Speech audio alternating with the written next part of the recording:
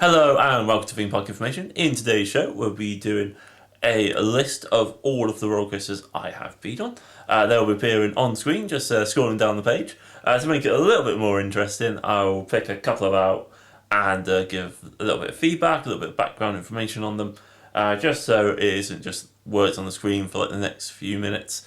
Anyway, let's get to it. Let's start off with Vampire at Chesterton World of Adventure. This is actually one of the first roller coasters I actually ever saw, and it kind of put the fear of God into me for a while because I was not as brave as I am now when it first came to roller coasters.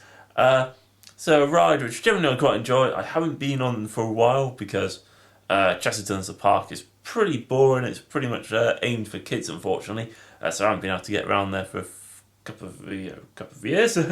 But generally speaking, this was always a really cool ride. It's well themed. Has a good station. It was meant to be, renovated, and the track was meant to include a couple of inversions. They changed the trains, for example, but unfortunately, all that fell through somewhat when the council said it had to be built below the tree line, as it sticks up slightly above it at the moment.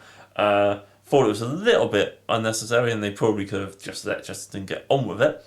But it was a little bit interesting at the time because it was closed for the entirety of the season as well, so it was really disappointing whenever I went there. So moving on, after that, I'm going to talk about Colossus, the one at Fort Park.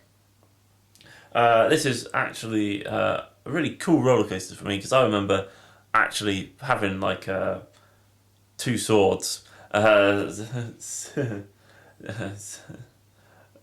dear, that's so long ago. Season pass when this was built in 2002, and I remember going to it on this open kind of day, which was there for people who were season pass holders, and going on this thing like 10 times.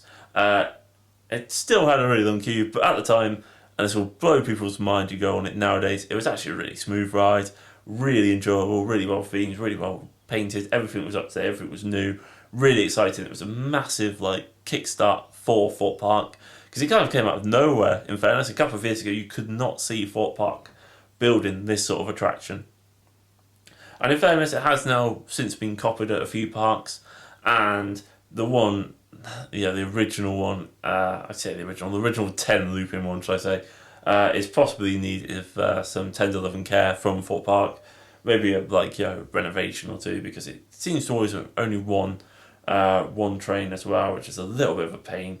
But overall, it's a pretty solid ride.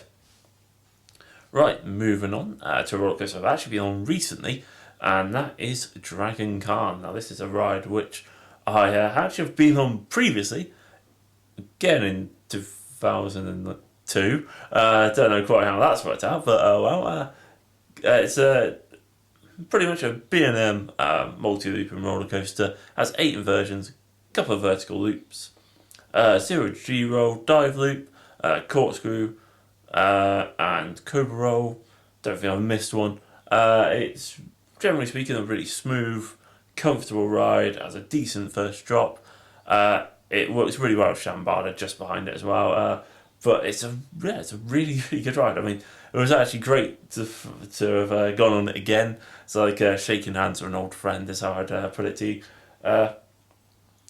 Probably one of the best rides in the park. Not as good as Shambhala or Red Force, but generally really good.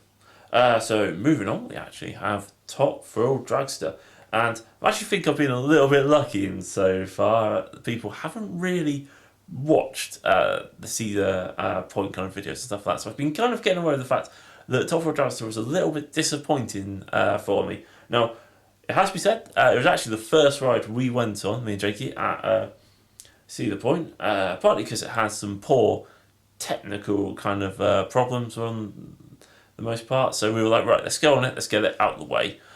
So literally, having spent the day at a gun range, we managed to get back to the park and actually managed to get through really easily with the old platinum passes, and literally went on it and generally really enjoyed it, but it wasn't quite mind-blowing. I will be honest, I thought I'd get off this roller coaster physically kind of shaking, feeling like I'm walking on on a cloud, and No, not overly. It's really good. It has a phenomenal launch. You actually get airtime at the top of the top hat element, and the drop down is pretty cool. I'm not a huge fan of the little twist on the way down, and I'm also not a huge fan of the fact it just goes straight afterwards. It's a little bit anticlimactic. I mean, it's definitely 100% better than Stanford Fort Park, but possibly not as good as Red Force at Ferrari Land. So it's just generally quite a good ride though. It's really reasonable. Right. Anyway, guys, hopefully you've enjoyed the video and all of the roller coasters I've been on. Feel free to add all the rides you've been on in the comment section, or what rides you hope to go on in the future. And I will catch you guys on the next video. Catch you guys later.